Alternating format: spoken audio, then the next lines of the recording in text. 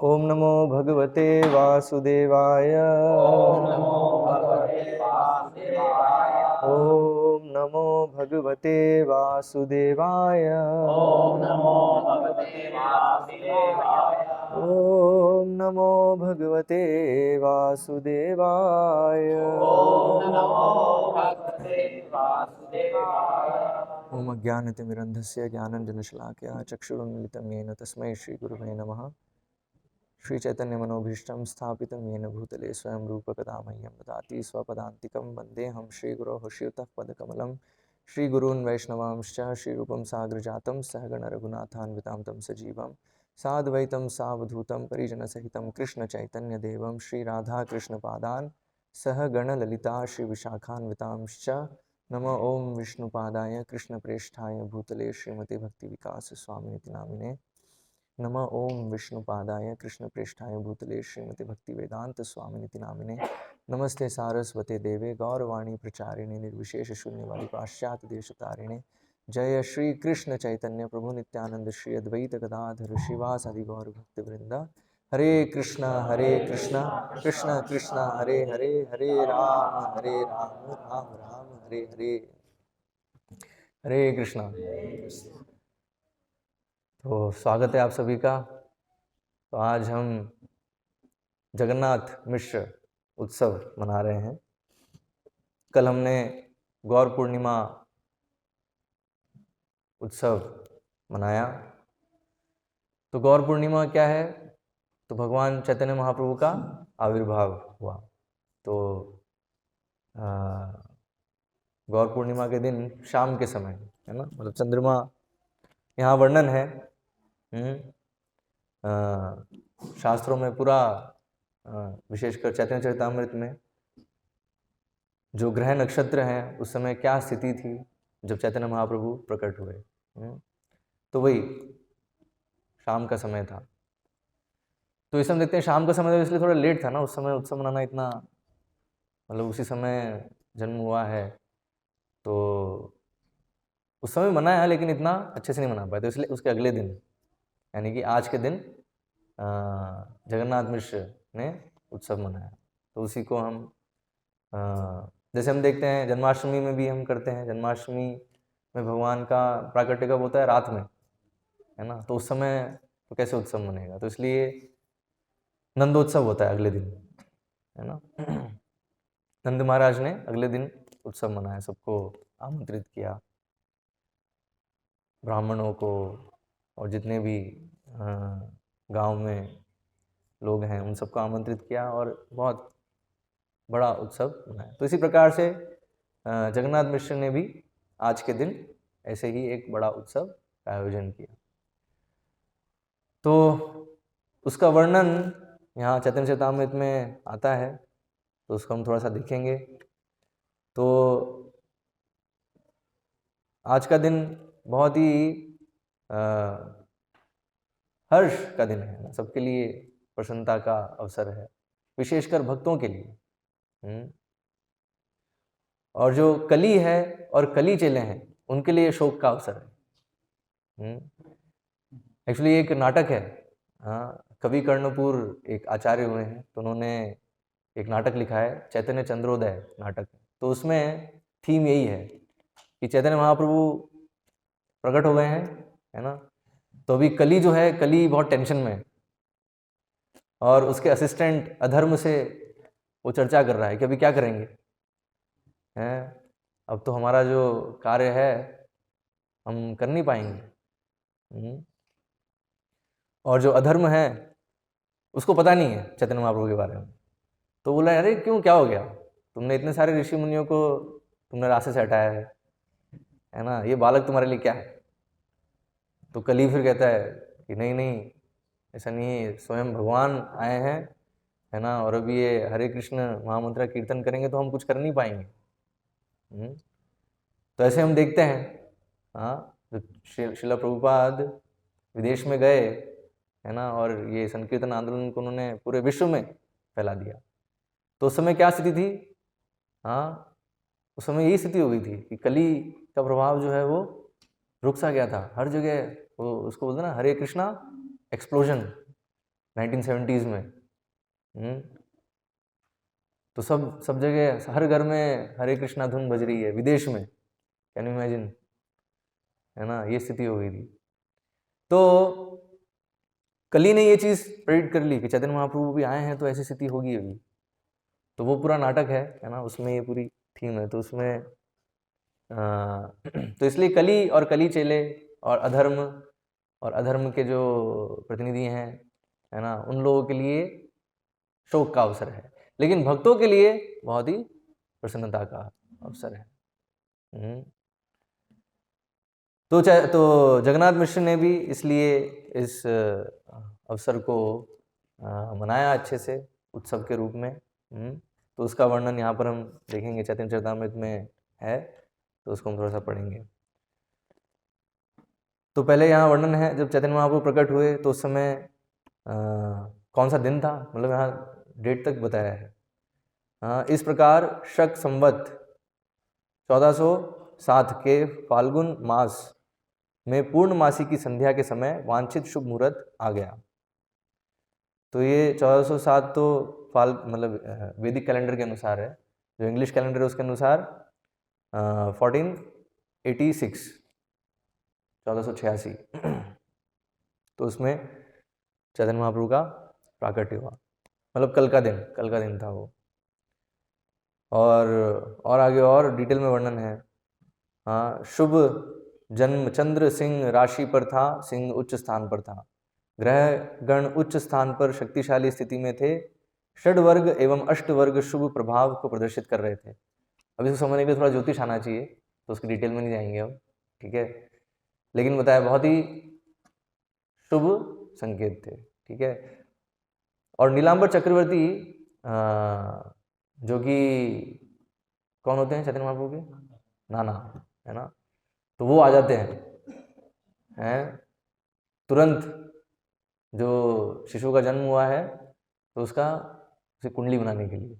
तो बहुत ही ब्राह्मण, बहुत अच्छे, बहुत ही विद्वान ब्राह्मण होते हैं, और विशेषकर इस कला में बहुत पटु होते हैं, बहुत निपुण होते हैं।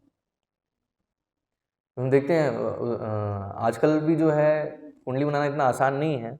आजकल ज्योतिष जो है वो सॉफ्टवेयर्स का यूज़ करते हैं कैलकुलेशन के लिए, तो इसमें गणित बहुत अच्छी होनी चाहिए, है ना, पहले मतलब सही कुंडली बनाने के लिए, फिर उसके बाद उस कुंडली को पढ़ने के लिए फिर और डिटेल ज्ञान चाहिए। तो नीलांबर चक्रवर्ती इस समय निपुण थे, तो वो तुरंत आए आज के दिन वो आते हैं, और जो पूरी जो कुंडली है उसको बनाते हैं और फिर उसको पढ़ते हैं, और वो समझ जाते हैं, वो बताते भी हैं कि ये जो तुम्हारे घर में जो जन्म लिए हैं तो वो साधारण व्यक्ति नहीं है, इवन महापुरुष भी नहीं है, पुरुषोत्तम है। हाँ, और सभी चौंक जाते हैं जब जो शिशुओं को देखते हैं। तो यहाँ आगे हम देखेंगे वर्णन आता है कि बिल्कुल सोने का रंग है, जो पिघला हुआ सोना है उसका रंग कैसा होता है, देखा है किसी ने? हमने तो वैसे सोना देखा ना, पिघला हुआ सोना देखा नहीं है लेकिन अब शास्त्र में वर्णन है तो you have to accept it, कि बिल्कुल जो पिघले हुए सोने का जो वर्ण है, जो रंग है, बिल्कुल वो कलर था शिशु का, मतलब उसकी त्वचा का। तो सब देख के दंग रहे थे कि कैसा जो है बिल्कुल विशेष गौरांग है। तो उसी से, और नीलांबर चक्रवर्ती कुंडली तो पढ़ते ही हैं, साथ में जो लक्षण है, जैसे हम देखते हैं भगवान कृष्ण और बलराम जी के समय में भी गर्ग मुनि आते हैं, है ना, और वो भी यही करते हैं, वो भी कुंडली बनाते हैं, लेकिन साथ ही साथ जो लक्षण हैं, जो शारीरिक लक्षण हैं शिशु के, उसको देखकर भी वो बताते हैं। हाँ, तो इधर भी नीलांबर चक्रवर्ती भी जो है शारीरिक लक्षणों को देख के पूरा वर्णन करते हैं कि ये बालक जो है पूर्ण पुरुषोत्तम भगवान हैं, जो कि पिछले युगों में अलग अलग वर्णों में प्रकट होते हैं और इस युग में इस प्रकार से प्रकट हुए हैं। जब श्री चैतन्य महाप्रभु रूपी निष्कलंक चंद्रमा दिख गया तो फिर कलंक युक्त चंद्रमा की आवश्यकता कहाँ रही। यह सोचकर काले ग्रह राहु ने पूर्ण चंद्रमा को ढक लिया और तुरंत ही तीनों जगत कृष्ण कृष्ण हरि की ध्वनि से गुंजायमान हो उठे। अब देखिए, भगवान आते समय भी सबके सब भगवान हरि का नाम लें, इसके लिए एक ट्रिक की है ना। तो क्या ट्रिक है कि वो ग्रहण के समय प्रकट हुए, है ना। तो ग्रहण जब होता है तो क्या होता है, उस समय बोलते हैं उस समय सब बंद कर दो, सिर्फ क्या करो, बस कीर्तन करो। आज भी बोलते हैं ना, आज भी ज्योतिष देखो, आज भी आता है जब भी ये ग्रहण है तो क्या बोलते हैं ज्योतिष कि सब पट, मंदिर के पट तो सब बंद कर दो, है ना, और पूजा पाठ सब बंद कर दो, है ना, वो कुछ नहीं कर सकते, राइट। और सब कुछ जो है अशुद्ध हो जाता है। तो क्या कर सकते हैं फिर उस समय, जप कर सकते हैं कीर्तन कर सकते हैं, राइट, श्रवण कर सकते हैं। तो वही हुआ एग्जैक्टली, है ना, क्योंकि उस समय वही यहाँ बताया, राहु ने पूर्ण चंद्रमा को ढक लिया। तो ग्रहण यूजुअली क्या होता है, राहु सूर्य और चंद्र को जब ग्रहण लगाता है। तो चैतन्य महाप्रभु के प्राकट्य के समय भी यही स्थिति थी। तो क्या हुआ, सभी कृष्ण कृष्ण हरि जो है की ध्वनि से पूरा जगत गुंजायमान हो उठा। इस तरह सारे लोग चंद्र ग्रहण के समय हरे कृष्ण महामंत्र का कीर्तन कर रहे थे और उनके मन आश्चर्यचकित थे। जब सारा जगत इस तरह पूर्ण पुरुषोत्तम भगवान कृष्ण के पवित्र नाम का कीर्तन कर रहा था, तब गौर हरि के रूप में स्वयं कृष्ण पृथ्वी पर अवतरित हुए। सारा जगत प्रसन्न था। जहां हिंदू लोग भगवान के नाम का कीर्तन कर रहे थे, वही अहिंदू, विशेषतया मुसलमान, उनके शब्दों की हंसी हंसी में नकल कर रहे थे। तो यहाँ तक कि जो मुसलमान थे वो भी कीर्तन करने लगे। कैसे, मजाक उड़ाते हुए। यूजुअली जब ये स्थिति थी उस समय, बता रहे हैं कि मुसलमान जो है वो हिंदुओं को देख के, अगर हिंदू जो हैं भगवान का नाम ले रहे हैं तो वो लोग मजाक उड़ाते हुए भगवान का नाम लेंगे। लेकिन ठीक है, ले तो रहे हैं, इस हिसाब से भगवान का नाम ले तो अच्छी बात है। यहाँ बताया, यद्यपि मुसलमानों अथवा हिंदुओं की भगवान के पवित्र नाम में या हरे कृष्ण महामंत्र के कीर्तन में कोई रुचि नहीं होती, किंतु जब नवद्वीप के हिंदू चंद्र ग्रहण के अवसर पर कीर्तन कर रहे थे, तब मुसलमान उनकी नकल उतार रहे थे। इस तरह श्री चैतन्य महाप्रभु के आविर्भाव के समय हिंदू तथा मुसलमान दोनों मिलकर भगवान के नाम का कीर्तन कर रहे थे। तो चैतन्य महाप्रभु मतलब आने से पहले ही शुरू कर दिए हरे कृष्ण कीर्तन जो है सबको करवाना। जब सारी स्त्रियां पृथ्वी पर हरि नाम का उच्चारण कर रही थी, तो उस समय स्वर्गलोक में नृत्य और गान चल रहा था, क्योंकि देवतागण अत्यंत उत्सुक थे। तो देवतागण भी उत्सुक थे, देवतागण भी प्रसन्न है। इस प्रकार के वातावरण में दशों दिशाएं प्रमुदित हो उठी और नदियों की तरंगे भी उसी तरह उमड़ने लगी। साथ ही सारे चर तथा अचर प्राणी दिव्य आनंद से अभिभूत हो उठे। पता है, सारे चर और अचर प्राणी भी दिव्य आनंद से, हाँ, उनको भी दिव्य आनंद अनुभव हो रहा है। तो हमें पढ़ के थोड़ा लग सकता है ये क्या है, अतिशोक्ति हो रही है, सही में हो सकता है ऐसा। तो ये हमें समझाने के लिए बताया कि भाई तो भगवान प्रकट हुए तो क्यों नहीं हो सकता, बिल्कुल ऐसा ही हो रहा है। हम देखते हैं भगवान के जब भी कोई अवतार आते हैं, विशेषकर जिसमें भगवान माता पिता को स्वीकार करते हैं। भगवान के कई अवतार हैं जिसमें भगवान माता पिता नहीं है, जैसे नरसिंहदेव, कौन उनके माता पिता हैं, वराहदेव बोल सकते हैं कि पिता ब्रह्मा जी हैं, वो एक दृष्टि से, क्योंकि उनकी नाक से प्रकट हुए, राइट। लेकिन माँ पूछे तो नहीं है ना, क्योंकि वो यूजुअली नर लीला होती है, उसमें ही भगवान माता पिता स्वीकार करते हैं। बाकी आप देखो, ऐसे मत्स्य अवतार है तो मत्स्य अवतार की भी कोई माता पिता नहीं है, राइट। कूर्म अवतार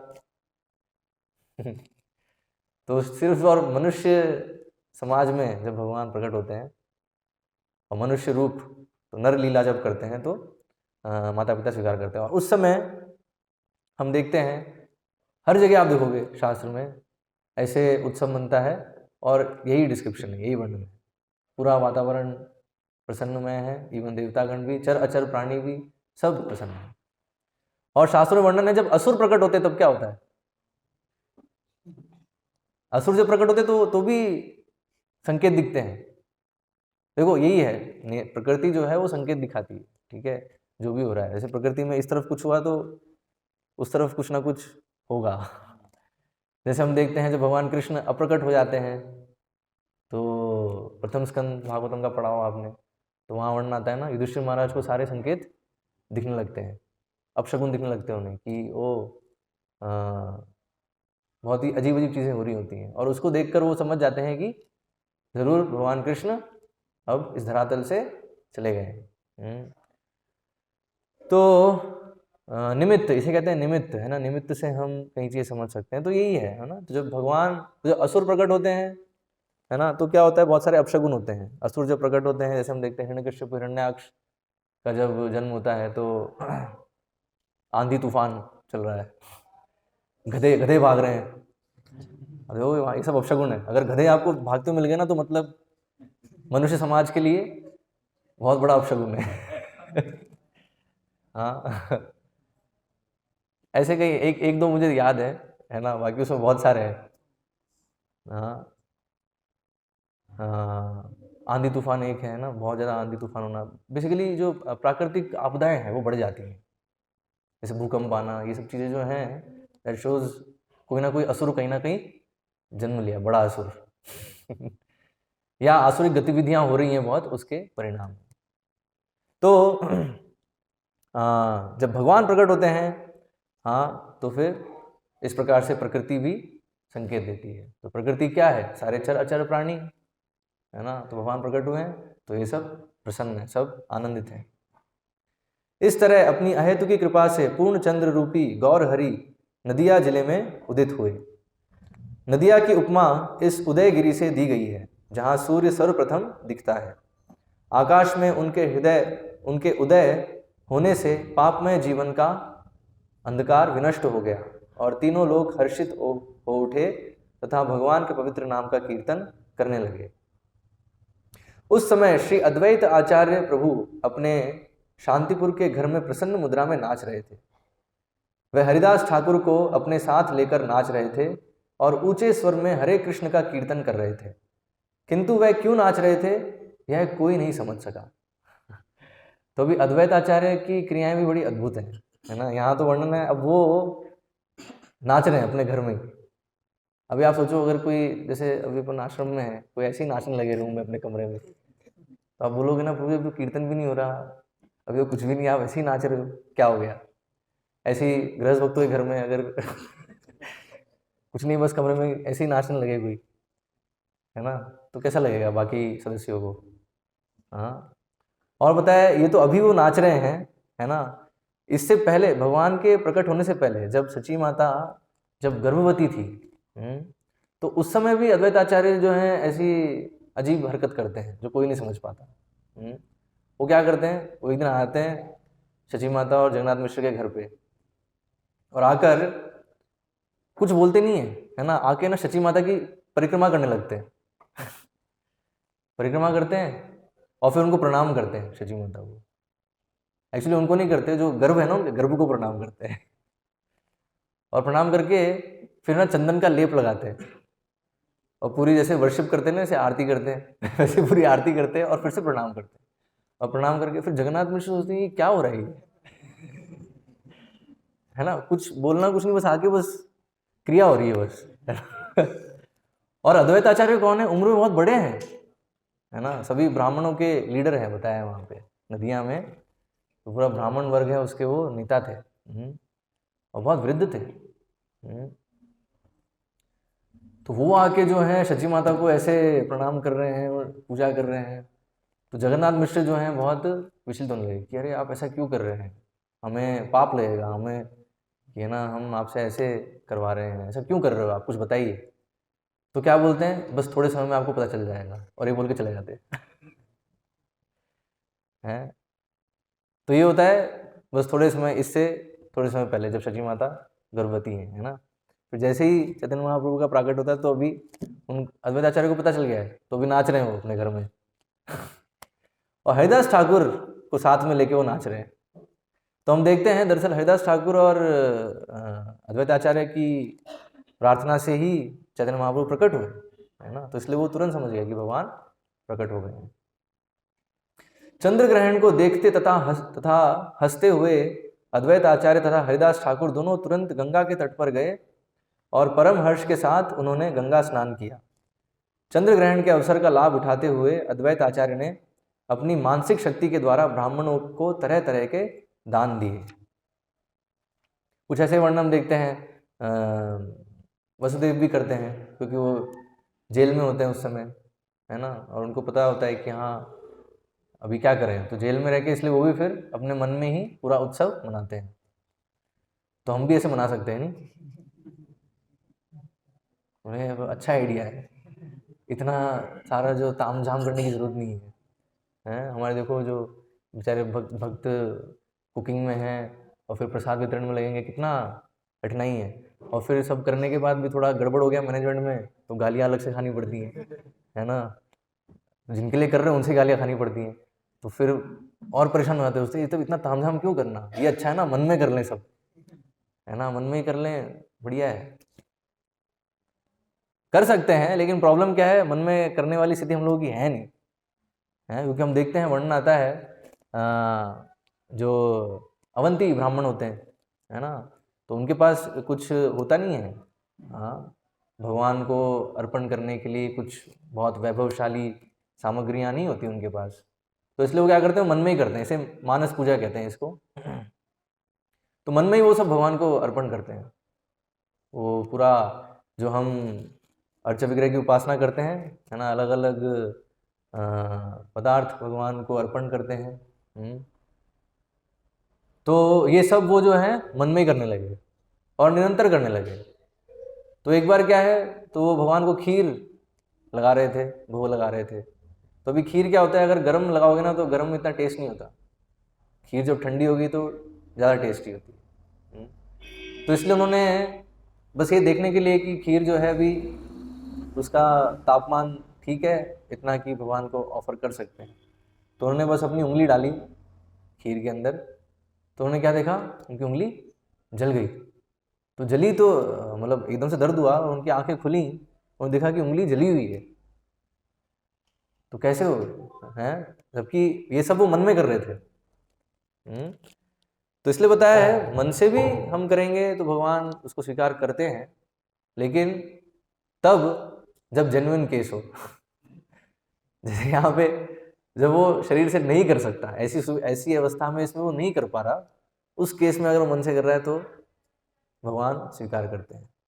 जैसे ब्राह्मण के केस में था, उसके पास सामग्री नहीं थी, कोई भी उसके पास सुविधा नहीं थी, तो वो मन में कर रहा था और उसको भगवान ने स्वीकार किया। ऐसे ही वसुदेव और यहाँ पर जो है इनका वर्णन है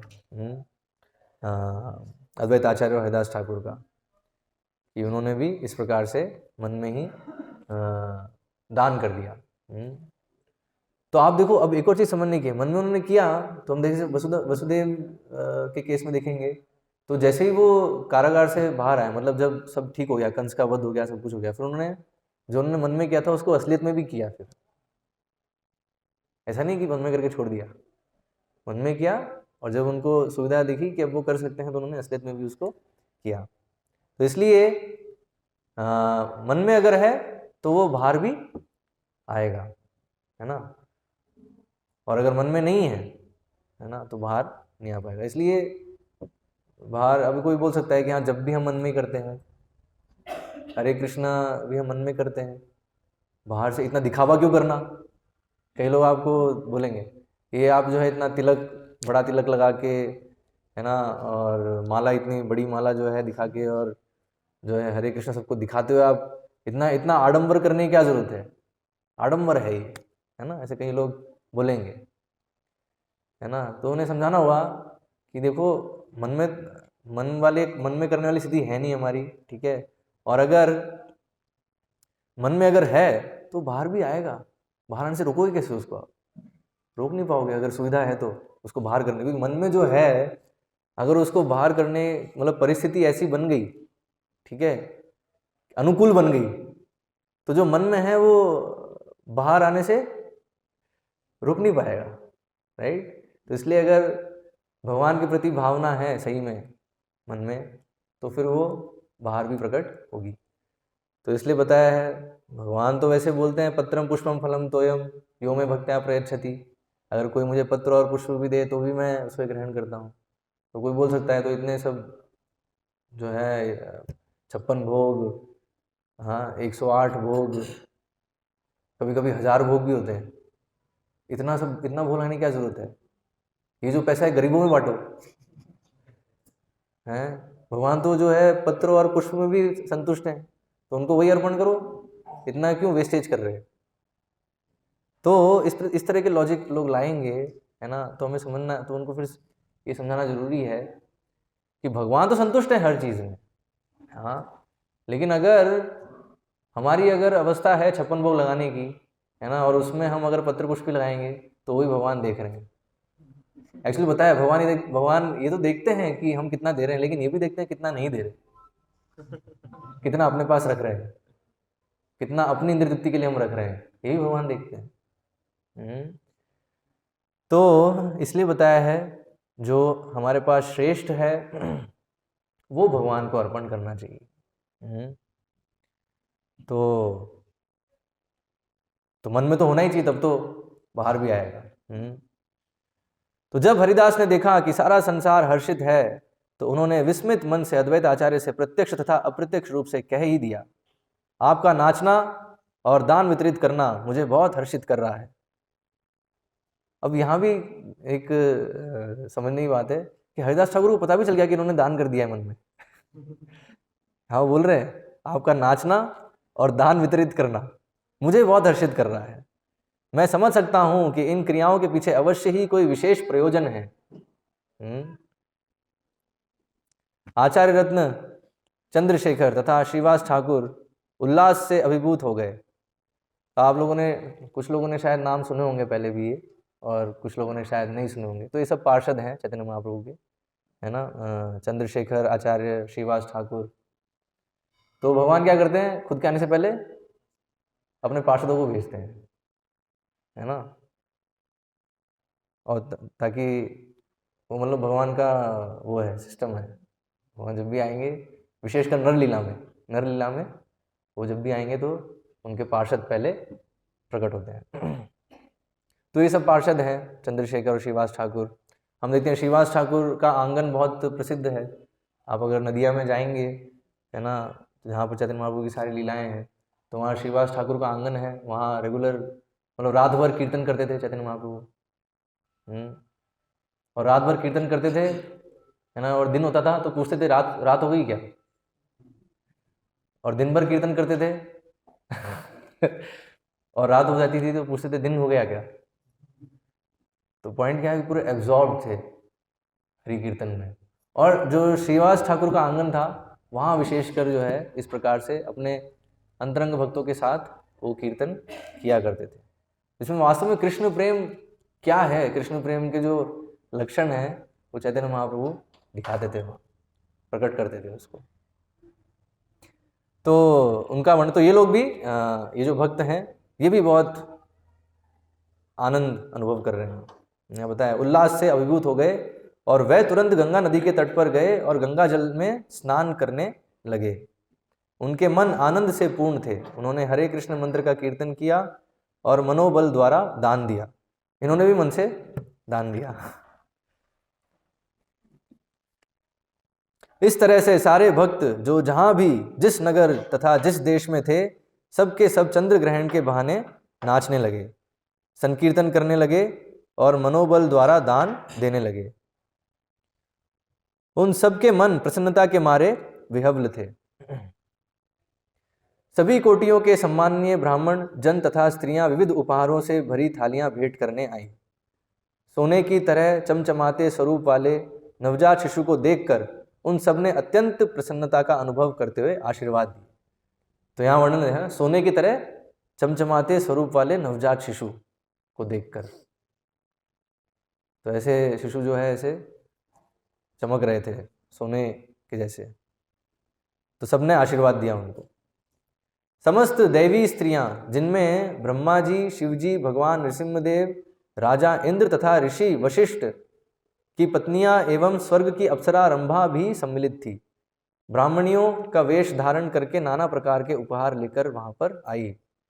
तो यहाँ वर्णन है किस प्रकार से इवन जो देव स्त्रियाँ हैं वो भी वहाँ आती हैं, लेकिन अपने वास्तविक रूप में नहीं आती। यहाँ वर्णन है वो ब्राह्मणियों का मतलब ब्राह्मण पत्नी का वेश धारण करके वो आती हैं।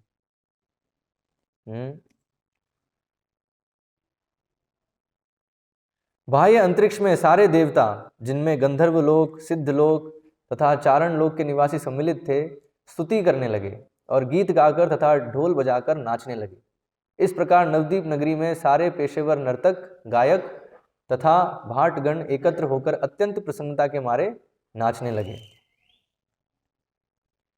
कोई यह समझ नहीं पा रहा था कि कौन आ रहा है, कौन जा रहा है, कौन नाच रहा है, कौन गा रहा है। कोई एक दूसरे की भाषा तक नहीं समझ पा रहा था, किंतु हुआ यह कि सारा दुख और शोक तुरंत दूर हो गया और सारे लोग प्रसन्न हो उठे। इस जगन्नाथ मिश्र भी आनंद से अभिभूत हो गए। तो ये थोड़ा वर्णन है क्या स्थिति है।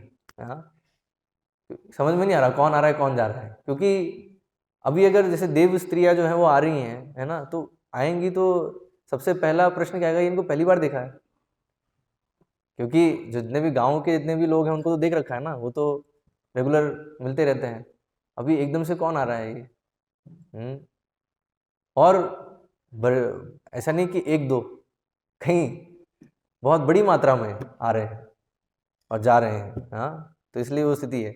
और बताया है देवलोक में तो क्या भाषा बोलते हैं वो, हैं देव भाषा क्या है, संस्कृत, है ना। तो और ये जो नदियाँ जहाँ चैतन्य महाप्रभु प्रकट हुए वहाँ कौन सी भाषा बोलते हैं, बंगाली। तो इसलिए बताया है कि ना कोई एक दूसरे की भाषा तक नहीं समझ पा रहा था। क्यों? क्योंकि जो देव स्त्री और वो आ रहे हैं वो संस्कृत में बात कर रहे हैं, वो संस्कृत में बोल रहे हैं, है ना। और जगन्नाथ मिश्र देख रहे हैं ये संस्कृत में बात कर रहे हैं, बिल्कुल नई घटना है। क्योंकि ऑफकोर्स उस समय जो नदियाँ जो स्थान था वो विद्वानों का स्थान था, वहाँ पे बहुत डिबेट होती थी, शास्त्रार्थ होते थे, संस्कृत पढ़ते भी थे, टोल होते थे वहाँ पे, टोल जैसे गुरुकुल थे वहाँ, गुरुकुल को वहाँ पे टोल कहते थे। तो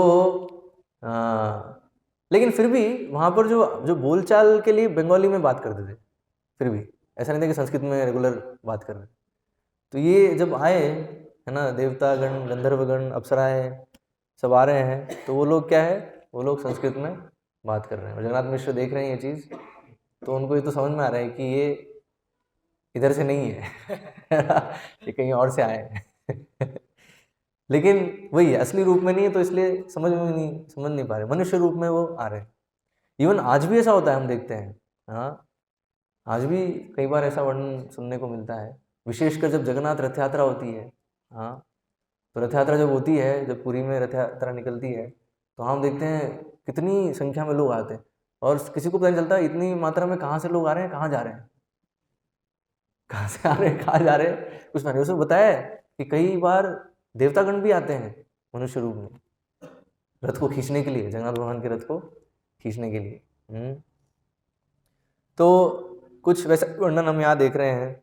हाँ, सभी देवतागण आ रहे हैं, हाँ, देव स्त्रियाँ आ रही हैं और शिशु को आशीर्वाद देने के लिए।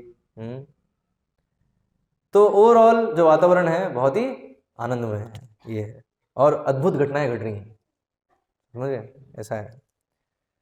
तो चंद्रशेखर आचार्य तथा श्रीवास ठाकुर दोनों ने ही जगन्नाथ मिश्र के पास आकर तरह तरह से उनका ध्यान आकर्षित किया। उन्होंने धार्मिक नियमों के अनुसार जन्म काल के सारे अनुष्ठान संपन्न कराए। जगन्नाथ मिश्र ने भी तरह तरह के दान दिए।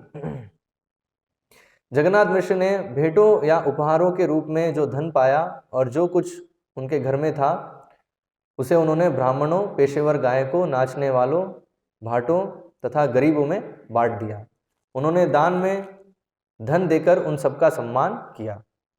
तो ये वर्णन है कैसे उन्होंने उत्सव मनाया, है ना। तो उन्होंने सबको आमंत्रित किया और सबको उन्होंने बांट दिया, है ना। सब यहाँ बताया, जो भी उनके पास धन था, जो भी धन उन्होंने पाया, जो कुछ घर में था, वो सब उन्होंने बांट दिया। साधारणतः होता है जब बहुत खुश होते हैं तो देने का मन करता है, ऐसा एटलीस्ट पहले होता था, अब आजकल पता नहीं होता है नहीं होता है, आजकल तो सब पूरा ट्रेनिंग जो है लेने का है।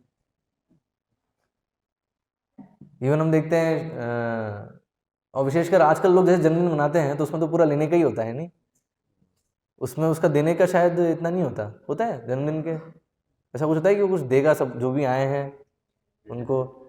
ऑफ कोर्स शायद पार्टी होती है तो कुछ खाने के लिए होती है व्यवस्था, है ना, लेकिन जो हाँ रिटर्न गिफ्ट जो है करते हैं शायद, लेकिन उधर भी औपचारिकता होती है, ऐसा नहीं कि वो मतलब रियली जो है हृदय से कुछ बात हो रही है। लेकिन यहाँ पर वैदिक संस्कृति में हम देखते हैं, है ना, वैदिक संस्कृति में तो क्या है, बांटने की जो है कल्चर है, देने का प्रशिक्षण है शुरुआत से ही। तो इसलिए विशेषकर जब भी कोई आयोजन होता है, कोई उत्सव होता है, तो उसका उत्सव का अर्थ ही है कि सबको आमंत्रित करके देना, है ना। तो वास्तव में क्या एक्चुअली चीज़ देना, चीज़ तो एक चीज़ मतलब एक वस्तु है, उसका वैसे देखा जाए तो उतना कोई वैल्यू नहीं है, उतना कोई मूल्य नहीं है, हाँ, लेकिन जो मूल्य है वो किसका है, उसके पीछे जो भावना है ना, तो प्रेम भाव से दे रहा है ना, तो वो उसकी वैल्यू है। तो इसलिए जगन्नाथ मिश्र ने आज के दिन जो है ये उत्सव आयोजन कर रहे हैं। तो किस लिए, प्रेम बांटने के लिए। और चैतन्य महाप्रभु भी इसी के लिए प्रकट हुए थे, लेकिन चैतन्य महाप्रभु का आविर्भाव किस लिए हुआ, किस उद्देश्य के लिए, कृष्ण प्रेम बांटने के लिए। इसलिए हम कहते हैं ना महावदन्याय अवतार है, हाँ, जो चीज़ पूर्व युगों में भी नहीं बटी, मतलब जिसमें जो लोग थे बड़े योग्य थे धार्मिक दृष्टि से देखें तो, हाँ, सतयुग में तो बताया उनके लिए अष्टांग योग बड़ा स्वाभाविक है। आजकल जो करते हैं यम नियम तो आजकल लोग फॉलो नहीं करते, आजकल सिर्फ प्राणायाम और आसन प्रसिद्ध है ना। वो अष्टांग योग के बस 2 भाग हैं, अष्टांग मतलब 8 भाग हैं, इसमें यम नियम आसन प्रत्याहार प्राणायाम, हाँ, और फिर लास्ट है समाधि। तो ये जो है पूरी विधि वो सतयुग के लोगों के लिए बहुत नॉर्मल थी, हाँ, उनको अगर बोलते कि हरे कृष्णा जब करो तो इतना आसान, इतना कुछ वो होना चाहिए कठिन। जैसे हम देखते हैं ध्रुव महाराज ने करी तपस्या, ऐसा कुछ होना चाहिए, हाँ, कि सांस रोक ली। इसलिए प्राणायाम में क्या करते हैं, सांस पे कंट्रोल करते हैं ना, धीरे धीरे वही लक्ष्य है, सांस पे इतना कंट्रोल आ जाए कि आप कहीं मतलब बहुत अवधि तक आप सांस को रोक सको। तो ये जो कृष्ण प्रेम है, हाँ, वो उन लोगों को भी नहीं मिला उस तरह से जिस तरह से चैतन्य महाप्रभु कलयुग में दे रहे हैं। और कलयुग कैसा युग है जहाँ पे लोग इतने पतित हैं।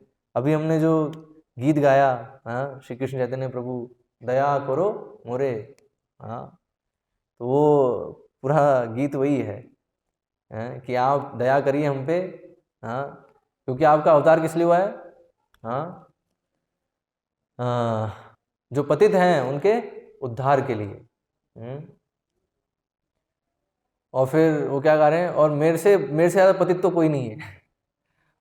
मौसमा पतिता प्रभु ना पाई प्यार, है, मेरे से पतित तो और कोई नहीं मिलेगा आपको। तो इसलिए तो आप उद्धार करिए। हम देखते हैं जगाई मधाई का कैसे चैतन्य महाप्रभु उद्धार करते हैं। तो कलयुग में हम देखें तो अधिकांश लोग तो वैसे जगाई मधाई जैसे ही हैं। तो ऐसे लोगों को मतलब जो धार्मिक दृष्टि से धर्म की मतलब ABCD भी जिनको नहीं पता है, बेसिक भी नहीं पता है, पूरा जीवन अधर्म में लिप्त है, ऐसे लोगों को सबसे ऊंची चीज कृष्ण प्रेम, माधुर्य रस है, माधुर्य उज्ज्वल उन्नत रस से बताया है, उज्ज्वल माधुर्य रस को उज्ज्वल रस भी बताया। तो ये क्योंकि बताया सबसे हाईएस्ट चीज है, और इतनी हाईएस्ट है कि इवन सतयुग के लोग भी इसको सही समझ नहीं सकते एग्जैक्टली है क्या। तो हम देखते हैं इसलिए हमारे आचार्यगण ये प्रार्थना भी करते हैं, हाँ, कि कब हम जो जुगल प्रीति है उसको कब समझ पाएंगे। तो आसान नहीं है समझना। राधा कृष्ण तत्व जो है, राधा कृष्ण विशेषकर जो राधा कृष्ण प्रेम है, तो उसको समझना एक्चुअली उसको समझ नहीं सकते। आप अगर कोशिश करो ना समझने की तो फ्यूज उड़ जाएगा, नहीं समझ पाएंगे। इसलिए हम ज़्यादा चर्चा भी नहीं करते उस पर, क्योंकि हमारे लेवल की बात नहीं है। हमारा लेवल अभी बहुत नीचे है। लेकिन चैतन्य महाप्रभु देने के लिए आए हैं, तो ये इसलिए हम बोलते हैं महावदन्याय होता है कि चैतन्य महाप्रभु वो देने के लिए आए हैं जिसके लिए हम योग्य नहीं हैं, बट फिर भी वही इसलिए इतने वो महान हैं। तो इस प्रकार से इसलिए सभी प्रसन्न हैं चैतन्य महाप्रभु के प्रकट होने पर। तो श्रीवास ठाकुर की पत्नी मालिनी के साथ में चंद्रशेखर की पत्नी तथा अन्य स्त्रियां परम प्रसन्नता से बालक की पूजा करने के लिए सिंदूर, हल्दी, तेल, खई, भुने चावल, केले तथा नारियल जैसी सामग्री लेकर आए। तो ये सब जो सामग्रियां हैं क्या है, शुभ समझी जाती हैं, शुभ हैं। तो ये सब लेके आए भेंट के रूप में, और ये उन्होंने बालक को दिया और बालक को जो है आशीर्वाद भी दिया। तो यहाँ पर अभी ये जो है श्रीवास ठाकुर की पत्नी मालिनी का वर्णन है। तो ये सब जो हम देख रहे हैं चैतन्य महाप्रभु के बहुत ही घनिष्ठ पार्षद हैं। तो इन सब की हम देखते हैं चैतन्य महाप्रभु के बहुत सारे जो पार्षद थे वो गृहस्थ थे, है ना। तो वही तो उन सब की जो पत्नियां हैं वो सब आके अभी बालक को आशीर्वाद दे रहे हैं, भेंट दे रहे हैं अलग अलग प्रकार से। श्री चैतन्य महाप्रभु के जन्म के एक दिन बाद अद्वैत आचार्य की पत्नी सीता देवी, जो जगत भर के लिए पूज्य है, अपने पति से आज्ञा लेकर और अपने साथ तरह तरह की भेंटें और उपहार लेकर उस सर्वश्रेष्ठ बालक को देखने गई। उसमें सोने में जड़े भगनखे, रेशमी कमरबंद, हाथों तथा पांवों के आभूषण, सुंदर छपी रेशमी साड़ियाँ तथा रेशम की ही बनी बच्चे की पोशाक भी थी। साथ ही सोने तथा चांदी के सिक्कों समेत अन्य द्रव्य भी बालक को न्योछावर किए गए। तो ये सब वर्णन है डिटेल में कि क्या क्या वो सब लेके आए हैं साथ में। देखते हैं ऐश्वर्य है कितना, सब सोने चांदी की जो वस्तुएं हैं वो लेके आए। आजकल सोने चांदी की चीजें कितनी देते हैं भेंट में? ज़्यादा नहीं, इतनी भी इतना है नहीं कि सोना चांदी भेंट में दे सके। लेकिन यहाँ हम देख रहे हैं सोना चांदी जो भेंट में दिया जा रहा है। सीता ठाकुरानी पर्दे से ढकी पालकी में चढ़कर और दासियों को साथ लेकर जगन्नाथ मिश्र के घर आई। वह अपने साथ अनेक मंगल द्रव्य यथा दूर्वा, धान, गोरोचन, हल्दी, कुमकुम एवं चंदन लाई थी। ये सारी भेंटें एक बड़ी पिटारी में भरी हुई थी।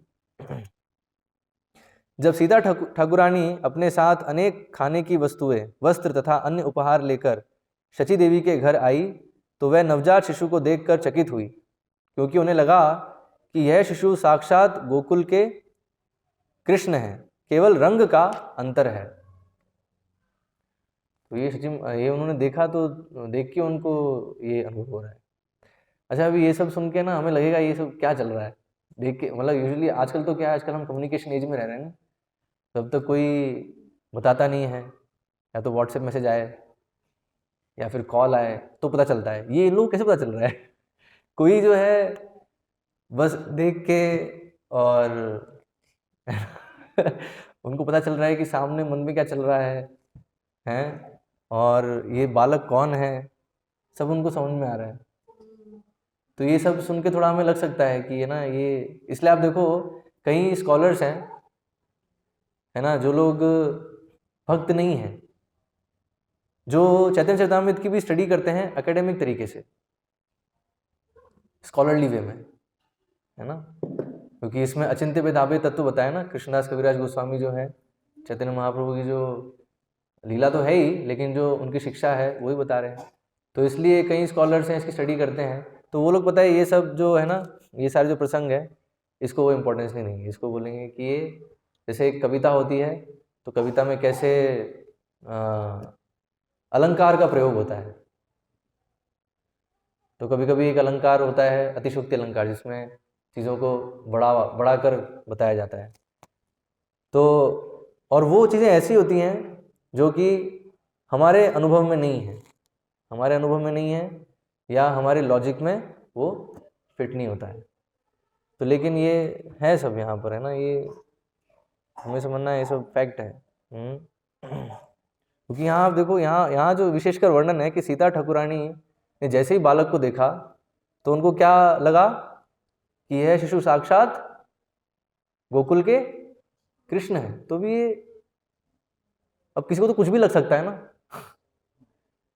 तो लगने को कैसे, अब हमें जो लग रहा है वो सही है कि नहीं है, कैसे, तो दिस इज, तो ये कुछ है जो हम समझ नहीं सकते, बट है, ये भी फैक्ट है, ऐसा भी होता है। एक्चुअली डिपेंड करता है व्यक्ति की चेतना पे, उसकी चेतना कितनी उन्नत है। तो जैसे हम देखते हैं युधिष्ठिर महाराज का वर्णन आता है। हाँ, युधिष्ठिर महाराज जो है उनकी चेतना इतनी शुद्ध है। हाँ, जब ये प्रश्न आता है कि जो द्रौपदी है, तो द्रौपदी एक पति से ज़्यादा कैसे पतियों को स्वीकार कर सकती है। हाँ, तो 5 पति होना है तो बिल्कुल अधर्म के विपरीत जा रहा है, तो धर्म के विपरीत हो रहा है, तो अधर्म जैसा लग रहा है ये। क्योंकि ये तो धर्म के अंतर्गत है कि एक पुरुष एक से अधिक पत्नी स्वीकार करे, पॉसिबल है, लेकिन एक स्त्री जो है एक से अधिक पुरुष स्वीकार करे पति के रूप में, तो कभी सुना नहीं। सब बड़े डाउट में रहते हैं सबके सब। लेकिन युधिष्ठिर महाराज से पूछते हैं तो युधिष्ठिर महाराज क्या कहते हैं, मुझे इसमें कोई दिक्कत नहीं लग रही, इसलिए ठीक है। तो वो लोग ये क्या ये कौन सा लॉजिक है ना। तो वहाँ बताया ये एक्चुअली सबसे बड़ा प्रमाण है, जो एक शुद्ध जिसकी चेतना शुद्ध है उसको लगता है तो वो भी सही होता है, क्योंकि परमात्मा से लिंक है। परमात्मा लगवाते हैं ना, लगा कौन रहा है, तो वही है यहाँ परमात्मा तुरंत। ये हम देखते हैं वहाँ भी वर्णन आता है, जितने भी असुर जब मारने आते हैं भगवान कृष्ण को, तो उनको भी दिखता है कि कृष्ण कौन है। जैसे पूतना जब आती है तो पूतना को भी लगता है नहीं ऐसे ही, तो कौन है लगवाता, कौन है, परमात्मा लगवाता है, परमात्मा, क्योंकि भगवान सबके हृदय में हैं। तो इसलिए जिनकी चेतना उन्नत है तो बहुत बार उनको, बहुत बार नहीं, जो लगता है वो सही होता है। तो यहाँ सीता ठाकुरानी को देखते ही, हाँ, उस शिशु को देखते ही लगा कि ये कृष्ण है, बस रंग का अंतर है, बस और कोई अंतर नहीं है। हाँ, बालक के दिव्य शारीरिक तेज, शुभ लक्षणों से युक्त सुगठित अंगों तथा स्वर्ण जैसे स्वरूप को देखकर सीता ठाकुरानी अत्यधिक प्रसन्न थी और अपने मातृ स्नेह के कारण उन्हें लग रहा था मानो उनका हृदय द्रवित हो उठा है। उन्होंने नवजात शिशु के सिर पर दुर्वादल तथा धान्य रखकर यह आशीष दिया, दीर्घायु हो। किंतु भूत प्रेत तथा डायनों से भयभीत होने के कारण उन्होंने बालक का नाम निमाय रख दिया। तो यहाँ वर्णन है कैसे उनका नाम निमाय रखा। एक्चुअल जो ओरिजिनल नाम है वो क्या रखा था, विश्वम्बर। जब नीलांबर चक्रवर्ती जब आते हैं तो कुंडली सब बनाने के बाद, उसके बाद जो नामकरण संस्कार हुआ तो उसमें विश्वम्बर नाम रखा था। लेकिन ये जब सीता ठाकुरानी आती हैं तो वो फिर निमाय नाम रखती हैं। कारण क्या होता है, ये क्यों ये जो है भूत प्रेत डायनों से भयभीत होते हैं, क्योंकि जो शची माता हैं तो उनके 7 बच्चे जो हैं वो मर चुके होते हैं, मतलब पैदा होते ही। तो जगन्नाथ मिश्र और शची माता बहुत ही परेशान होते हैं, उनको विवाद हो जाता है, लेकिन उसके बाद उनको संतान नहीं होती। संतान होती है तो 7 बच्चे जो हैं वो ऐसे ही जन्म लेते ही मर जाते हैं। और फिर जो है फिर उसके बाद एक पुत्र पैदा होते हैं जिनका नाम रखते हैं विश्वरूप। हाँ, लेकिन क्या होता है, विश्वरूप जो है वो ऑफ कोर्स वो तो बात की घटना है, लेकिन फिर मैं बता रहा हूँ विश्वरूप का प्रसंग आ रहा है तो विश्वरूप जो है वो 12 साल की उम्र में गृह त्याग कर देते हैं।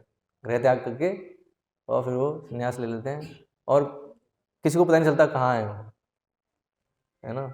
तो इस प्रकार से, तो इसलिए अब शची माता और जगन्नाथ मिश्र जो हैं और तो उनका और जो लगाव है वो बढ़ जाता है चैतन्य महाप्रभु से, निमाय से, है ना। वो तो एनीवे से बाद ही घटना है, लेकिन ये भी है कि अभी इतना मतलब इतने बच्चे खोने के बाद फिर जो है चैतन्य महाप्रभु प्रकट हुए हैं। और बहुत बार और क्या होता था वैदिक संस्कृति में, ये सबकी मतलब ऐसा नहीं कह सकते कि विचार है सिर्फ, उसमें कहीं ना कहीं तथ्य भी है कि जब भी ऐसी अशुभ घटनाएं होती थी, ऐसे 7 बच्चे मारे गए सारे हैं, मतलब एक भी नहीं बचा, तो इस तरह की चीज़ें होती थी, तो कहीं ना कहीं भूत प्रेत डाकिनी ये जो हैं इनका कहीं ना कहीं प्रभाव समझा जाता है, तभी ऐसी अशुभ चीज़ें हो सकती हैं। तो अभी एटलीस्ट ये जो बच्चा हुआ है, ये उनके प्रभाव में आके ये भी कहीं मर ना जाए, इसकी भी दीर्घायु हो, तो उसके लिए उन्होंने नाम दिया निमाय। क्योंकि नीम का पेड़ जो है वो प्रसिद्ध है कि नीम के पेड़ के नीचे क्या है, भूत प्रेत नहीं आ सकते, है ना। और ऑफ कोर्स चैतन्य महाप्रभु का जन्म भी नीम के पेड़ के नीचे हुआ, तो इसलिए भी उनका नाम निमाय रखा। लेकिन ये भी यहाँ वर्णन है कि सीता ठाकुरानी ने उसी समय ये नाम दे दिया निमाय, क्यों, भूत प्रेत से रक्षा के लिए। तो अभी इसमें अभी कई क्वेश्चन उठ सकते हैं कि भूत प्रेत सही में होते भी हैं। ऑफ कोर्स जो लोग रेगुलर आ रहे हैं मंदिर सुन रहे हैं तो वो तो समझ रहे होंगे, एटलीस्ट जो 6 सेशन कोर्स किए हैं उसमें भूत प्रेत डिस्कस करते हैं क्या? 6 सेशन में भी नहीं करते शायद ना, भूत प्रेत नहीं करते उसमें। तो जो लोग रेगुलर आ रहे हैं वो लोग समझ सकते हैं, लेकिन जो शायद पहली बार होंगे या बहुत ज़्यादा विज्ञान पे विश्वास करते हैं, तो वो लोग इस चीज़ को वो लोग सोचेंगे सुपरस्टिशन है, अंधविश्वास। लेकिन ऐसा नहीं है, भूत प्रेतों का अस्तित्व है और उनका प्रभाव भी होता है, और उनका जो प्रभाव होता है तो इस प्रकार की घटनाएं घट सकती हैं। जिस दिन माता तथा बालक ने स्नान किया और प्रसूति घर को छोड़ा, उस दिन सीता ठाकुरानी ने उन्हें सभी तरह के गहने और वस्त्र दिए और जगन्नाथ मिश्र को भी सम्मानित किया। तत्पश्चात सीता ठाकुरानी भी माता शची देवी और जगन्नाथ मिश्र द्वारा समादरित होकर अपने मन में अत्यधिक प्रसन्न हुई और फिर अपने घर लौट आई। इस प्रकार लक्ष्मीपति को पुत्र रूप में पाकर माता शची देवी तथा जगन्नाथ मिश्र की सारी मनोकामनाएं पूरी हो गई। उनका घर सदैव धन धान्य से भरा रहने लगा। वह ज्यों ज्यों श्री चैतन्य के प्यारे शरीर को देखते, दिन प्रतिदिन उनका आनंद बढ़ता जाता था। तो यहाँ वर्णन है, श्री चैतन्य महाप्रभु पूर्ण पुरुषोत्तम भगवान हैं, अतएव हर व्यक्ति उन्हें सम्मान देता था। यहाँ तक कि स्वर्ग के निवासी भी सामान्य व्यक्तियों का वेश धारण करके महाप्रभु को नमस्कार करने आते थे। उनके पिता माता जगन्नाथ मिश्र तथा शची देवी अपने दिव्य पुत्र का आदर देखकर मन ही मन पुलकित होते रहते थे। जगन्नाथ मिश्र एक आदर्श वैष्णव थे। तो यहाँ थोड़ा जगन्नाथ मिश्र के बारे में भी वर्णन है। तो आदर्श वैष्णव थे बताया, हाँ एक्चुअली बताया भगवान के पार्षद हैं वो भी। हाँ, तो जगन्नाथ मिश्र कौन है? वो डिफरेंस नहीं है, जो कृष्ण लीला में जो भगवान के माता पिता हैं वही इधर भी चैतन्य महाप्रभु लीला में भी उनके माता पिता बने। इसलिए तो उनका भी चरित्र का वर्णन है। हाँ, जगन्नाथ मिश्र एक आदर्श वैष्णव थे। वह शांत, इंद्रिय तृप्ति में संयमित, शुद्ध तथा संयमी थे। अतएव उनमें भौतिक ऐश्वर्य भोगने की कोई इच्छा नहीं थी। जो भी धन उनके दिव्य पुत्र के प्रभाव से आया उसे उन्होंने विष्णु की तुष्टि के लिए ब्राह्मणों को दान में दे दिया। तो ये है, ये जो है ब्राह्मण गुण है। हाँ, तो उनको दान में बहुत कुछ मिलेगा, लोग देंगे, हाँ, लेकिन वो जो है उसको अपने पास नहीं रखेंगे, उसको वो बांट देंगे। सबसे पहले उसको भगवान की सेवा में लगाएंगे, भगवान की सेवा में लगा के फिर उसको प्रसाद के रूप में जो भी बंटने योग्य है उसको बांट देंगे। कुछ चीज़ होती है तो शायद वो भगवान की सेवा में ही लगी रहेगी, ठीक है, लेकिन जो चीज़ें बंट सकती हैं वो बांट देते हैं। तो जगन्नाथ मिश्र भी ऐसे ही आदर्श ब्राह्मण थे, वैष्णव थे। तो यहाँ बताया चैतन्य महाप्रभु के होने से साक्षात लक्ष्मीपति हैं वहाँ, तो इसलिए वहाँ धन की कोई कमी नहीं थी, आ रहा है। अभी ये समझना बड़ा कठिन है लोगों के लिए कि कोई जो है कार्य नहीं कर रहा है है ना, नौकरी नहीं कर रहा है, वो कैसे धन कमाएगा, मतलब उसके वो कैसे उसका निर्वाह होगा। हाँ, तो ऑफ कोर्स लोग कह सकते हैं कि उस समय अर्थव्यवस्था अलग थी, अभी अर्थव्यवस्था अलग है। तो उस समय अर्थव्यवस्था ऐसी थी, उस समय चारों वर्ण आश्रम सुचारू रूप से चल रहे थे, तो इसलिए सबको ये जो है प्रशिक्षण था, समझ थी कि यस, हमें ब्राह्मणों को दान देना चाहिए।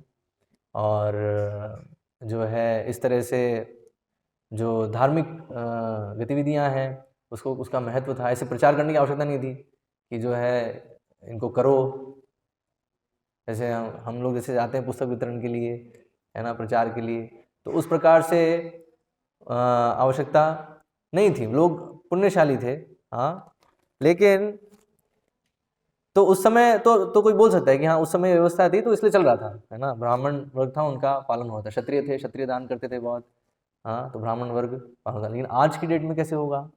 तो आज तो जो है कार्य करना पड़ेगा, नौकरी करनी पड़ेगी। तो बताया है नहीं, आज भी हो सकता है। हाँ, तो अगर भगवान पर निर्भर है तो ब्राह्मण का बताया, ब्राह्मण का लक्षण क्या है, सबसे पहली योग्यता क्या है कि वो भगवान पर निर्भर रहेगा, है, और संतुष्ट रहेगा। वही इसलिए बताया संयमी, हाँ, कि भगवान ने जो भेजा उसमें वो संतुष्ट रहेगा, वो अपना कार्य करेगा जो उसका कर्तव्य है। तो उसका कर्तव्य क्या? हाँ, प्रोवाइडेड वो अपना कर्तव्य करता रहे। हाँ, तो एक ब्राह्मण ने उसका कर्तव्य क्या है? पठन पाठन यजन याजन दान प्रतिग्रह। हाँ, तो उसके 6 कार्य बताए। तो अगर वो ये कार्य कर रहा है जिसमें प्रमुख है पठन पाठन और यजन याजन, और फिर अगर ये कर रहा है वो, तो उसको आएगा, उसको दान मिलेगा और वो दान दे सकता है, मतलब वो बाकी उसको भी बांट सकता है। तो पठन पाठन किस चीज़ का? वेदों का। तो उसका अगर वो, इसलिए ब्राह्मण मतलब बहुत बड़ी योग्यता है। ब्राह्मण कम से कम बताया, कम से कम एक वेद तो पता होना चाहिए, कम से कम। जो बोलते निचले, एक्चुअली ब्राह्मणों में भी अलग अलग कैटेगरी है, अलग अलग वो है, श्रेणी है। तो उसमें भी सबसे जो निचली श्रेणी का ब्राह्मण होगा तो कम से कम एक वेद तो कंठस्थ होना। जिसलिए हम देखते हैं पहले टाइटल होते थे, द्विवेदी, त्रिवेदी, चतुर्वेदी। हाँ, आजकल भी लोग अपने आप को ब्राह्मण मानते हैं, लेकिन ऐसा है नहीं। अगर सिर्फ नाम से नहीं होता, वो होना चाहिए। तो 4 वेद पता है, कंठस्थ हैं, तो बोल सकते हैं चतुर्वेदी। और अगर कंठस्थ नहीं है तो फिर वो बस नाम है, वो मतलब नहीं है उसका, है ना, मतलब सही में अर्थ जो है वो उसका पूरा नहीं हो रहा।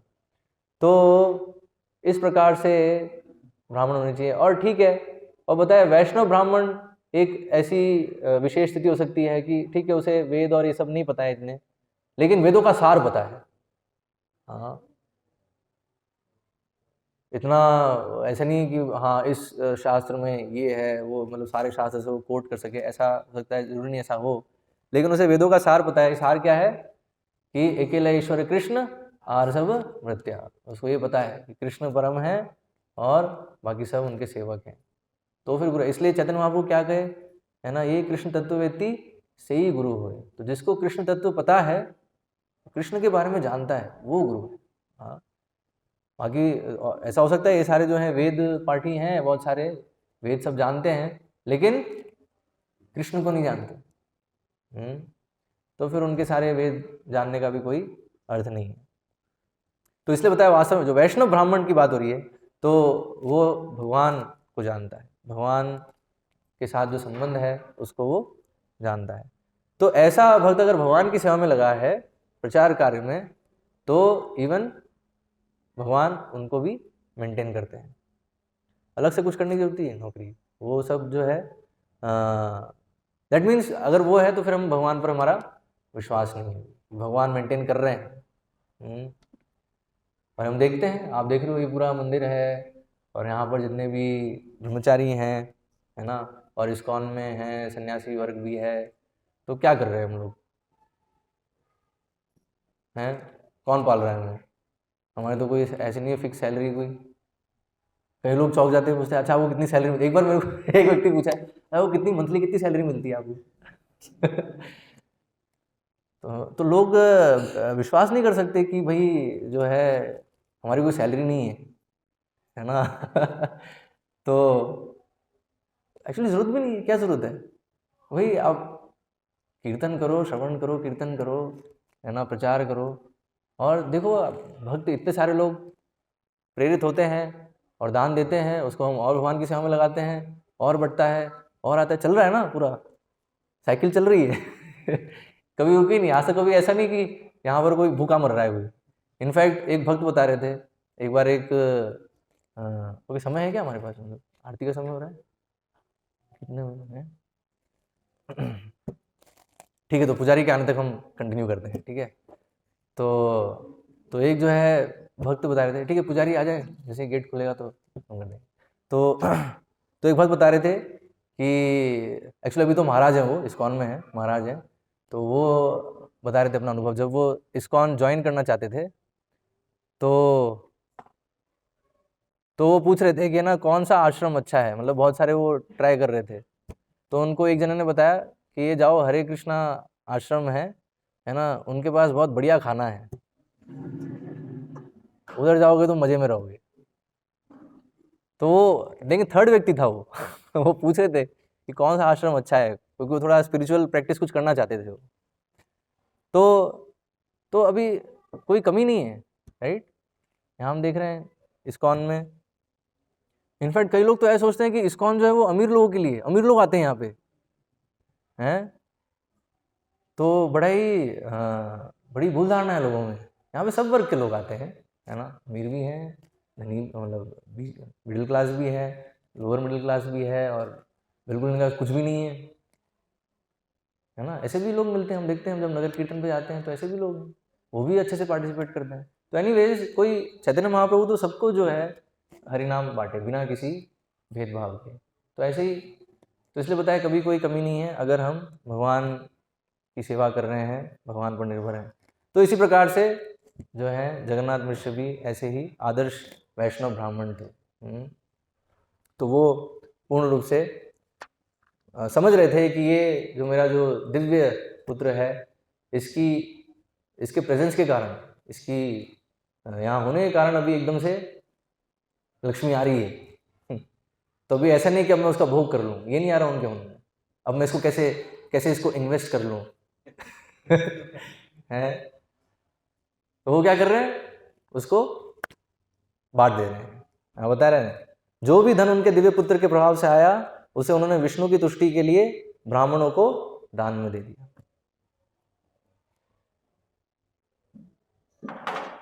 ओके, तो यहां पर हम विराम देते हैं। हरे कृष्ण। श्री चैतन्य महाप्रभु की जय, श्री चैतन्य चरितामृत की जय, श्री जगन्नाथ मिश्र महोत्सव की जय।